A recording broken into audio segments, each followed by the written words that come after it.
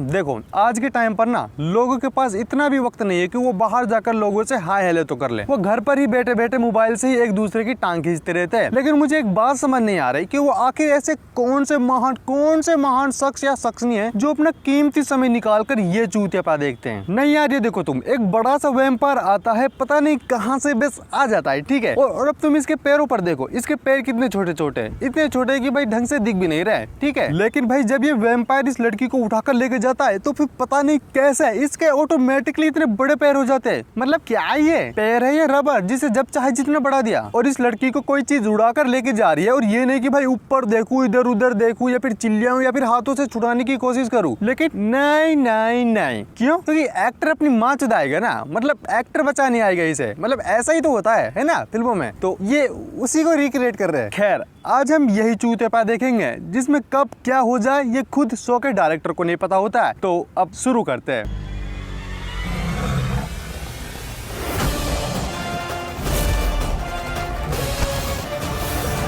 भैंचोद एक गड़बड़ा जैसा रिएक्शन बनाना बंद कर, कोई जरूरत नहीं है इतना स्ट्रगल करने की। सबको पता है कि नकली से भी नकली शेर है। क्योंकि अगर ये असली शेर होता ना तो जो ये शेर के सामने खड़ा होकर ये अजीब सा रिएक्शन बना रहा है ना, ये कब का साइलेंट मोड पर चला जाता तुमको पता भी नहीं चलता। और जो ये शेर जंप मारता है, इस शेर का तो समझ आता है कि ये शिकारी है, भूख लगी होगी इसलिए इतना उत्सुक हो रहा है शिकार करने के लिए। लेकिन इस चूते को किस बात की चुल मची हुई है जो खुद चल के शेर से लड़ने चला गया। और भाई ये बताओ कि भाई शेर को क्या प्रॉब्लम है जो इतनी धीरे धीरे आगे बढ़ रहा है। ये भाई साहब तो एक सेकंड में चले गए उधर।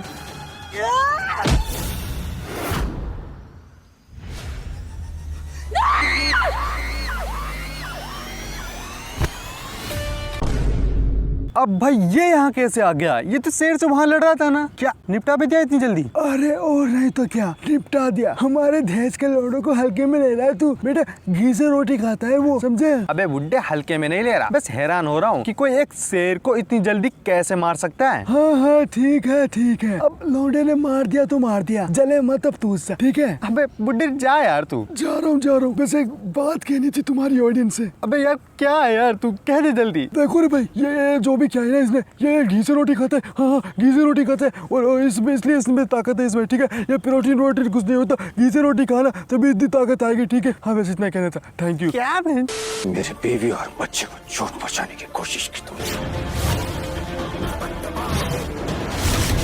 अबे भैंचोद, अबे ओए बुड्ढे कहाँ है तू यार जो इतना ज्ञान चोद रहा था? देख इसे, ये तेरा लोंडा नहीं है ये तो जीता जागता इच्छाधारी नाग है। सिट भैंचोद, तभी मैं सोचूं कि इसने इतनी जल्दी उस शेर को कैसे मार दिया। देखो हम बोल रहे हैं रुक जाओ,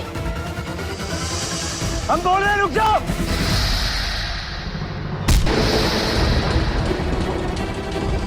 लगता है भाई द बॉयज के होमलैंडर जैसा ये इच्छाधारी नाग नागिन भी शो के डायरेक्टर को खटकने लगा है। तभी तो बहनचोद एक मामूली से इंसान के मामूली से पंच से ये 2 सर वाला सांप इतनी दूर जाके गिरा है। इतना दूर तक अगर कोई एक इंसान दूसरे इंसान को पंच मारे ना, वो भी इतनी दूर जाके नहीं गिरता जितनी दूर ये 2 सर वाला सांप जाके गिरा है। अबे क्या ये इज्जत रह गई है क्या? मतलब बहनचोद इतना बुरा लगने लगा है अभी। इतना चुभने लगा हूँ सबको, छुरा तो नहीं हूँ।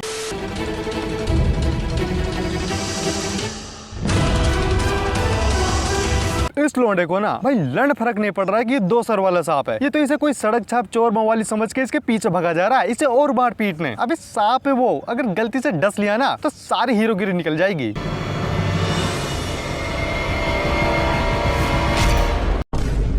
हाँ भाई निकल गई हवा। यही होता है जब कोई ओवर कॉन्फिडेंस में आकर अपनी औकात भूल जाता है। फिर चाहे कोई कितना भी ब्रह्मचर्य रहकर अपनी ताकत बचा रहा हो, और रहेगा तो फिर भी एक इंसान ही। यार एक पंच क्या मार दिया उसको, ये तो उसके हाथों के पीछे पड़ गया जिससे ये कितना बड़ा फाइटर है। और बेंचत 1 मिनट नहीं टिक पाया उधर।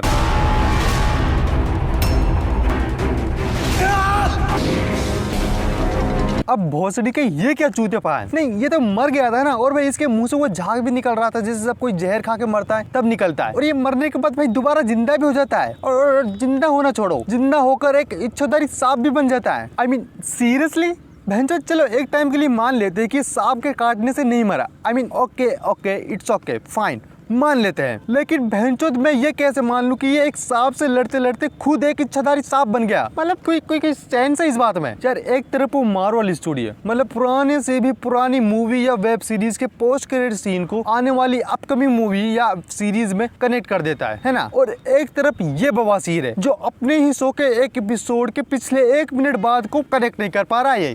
बात तो सही है। अब इसके बाहर से बचने का एक ही उपाय है। चलो भाई देखो अब मैं क्या करता हूँ।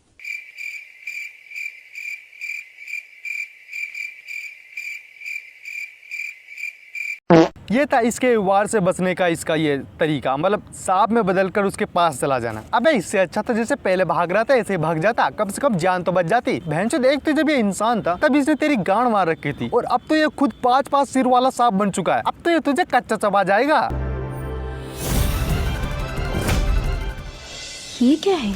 कैसी हो? बहुत बढ़िया थी जब तक कि तेरी ये शकल नहीं देखी। अब तेरी शकल देख लेना, अब पूरा दिन बेकार जाएगा। और मुझे ये एक बात बताओ, ये ऐसी कौन सी टेक्नोलॉजी बना ली इच्छाधारी नागिनों ने जो आज तक ये नासा नहीं बना पाई। भैंचोद नासा भी ना जब 349 का रिचार्ज कराती है तब जाकर वो किसी से भी वीडियो कॉल पर बात कर पाते हैं। और ये आखिर ये कौन सी किताब कहाँ से पढ़ लिख कर आते हैं नागिन जो नासा से भी आगे जा रहे हैं, क्योंकि ना तो इनको रिचार्ज कराने की जरूरत होती है और ना ही कॉल आंसर करने की जरूरत होती है। कॉल अपने आप ही उठ जाता है, बस कहना पड़ता है हेलो कैसी हो आप। मतलब यार सोच कर देखो, अगर ये टेक्नोलॉजी सच में रियल लाइफ में होती तो कैसा होता। मतलब तुम टॉयलेट में आराम से हग रहे हो यूट्यूब पर वीडियो देखते देखते तो, और तभी दीवार या किसी भी बोर्ड में तस्वीर छपती है और फिर कोई तुमसे आकर कहता है कैसी हो। बीच में आकर मैंने तुम्हारा सारा मजा किरकिरा कर दिया।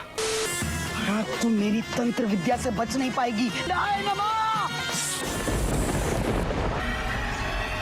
ये इस शो में जितने भी ओवर कॉन्फिडेंस वाले लोग दिखाए गए ये इन लोगों को अपनी शक्तियां जब क्यों याद आती है, जब इनको नागिन पूरी तरह जकड़ लेती है। मतलब उससे पहले भी तो याद आ सकती है इनको कि हमारे पास मंत्र संतर कुछ भी आता है, हम बच सकते हैं। तब याद आता है जब इनको नागिन पूरी तरह अच्छे से जकड़ लेती है। लेकिन फिर इसके याद आने से कोई मतलब नहीं बनता है, क्योंकि फिर नागिन को याद आ जाता है कि वो नागिन हूँ मैं नागिन, और फिर खेल खत्म।